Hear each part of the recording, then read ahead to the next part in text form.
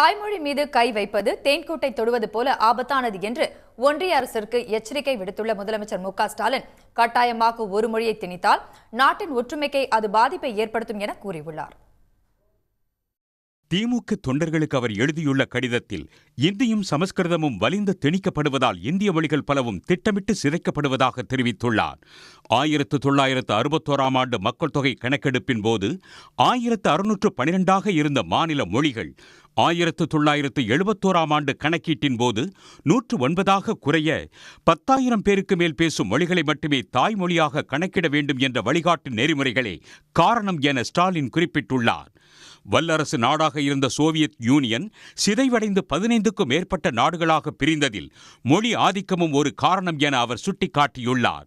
பாகிஸ்தான் மக்களும் பங்களாதேஷ் மக்களும் மதத்தால் ஒன்றுபட்டு மொழியால் வேறுபட்டிருந்த நிலையில் பாகிஸ்தான் நடத்திய உருது மொழி திணிப்பே வங்கமொழி பேசும் பங்களாதேஷ் என்ற புதிய நாடு உருவாக அடிப்படை காரணம் என ஸ்டாலின் குறிப்பிட்டுள்ளார். இந்தியா, பாகிஸ்தான், பங்களாதேஷ் ஆகியவை ஒரே நாடாக இருந்த 1938ஆம் ஆண்டிலேயே ராஜாஜி அரசு திணிக்க முயன்ற இந்தியை எதிர்த்து தமிழ் மொழியை காக்கும் போராட்டத்தில் நடராஜன், தாளமுத்து என்ற இருவர் தங்கள் இன்னுயிரை அளித்த தியாக வரலாறு திராவிட இயக்கத்திற்கு உண்டு என அவர் தெரிவித்துள்ளார்.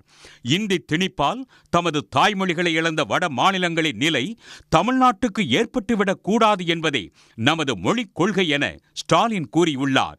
இந்த கொள்கையை கர்நாடகம், கேரளம், மேற்கு வங்கம், மராட்டியம் உள்ளிட்ட பல மாநிலங்கள் தற்போது வெளிப்படுத்துவதாக அவர் சுட்டிக்காட்டியுள்ளார்.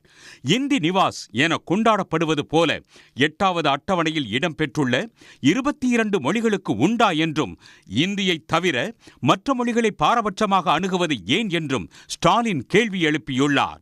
தாய்மொழி என்பது தேன்கூடு என்றும் அதில் கை வைப்பது ஆபத்து என்றும் தெரிவித்துள்ள அவர் கட்டாயமாக ஒரு மொழியை திணித்தால் அது நாட்டின் ஒற்றுமைக்கு பாதிப்பை ஏற்படுத்தும் என்றும் எச்சரித்துள்ளார்.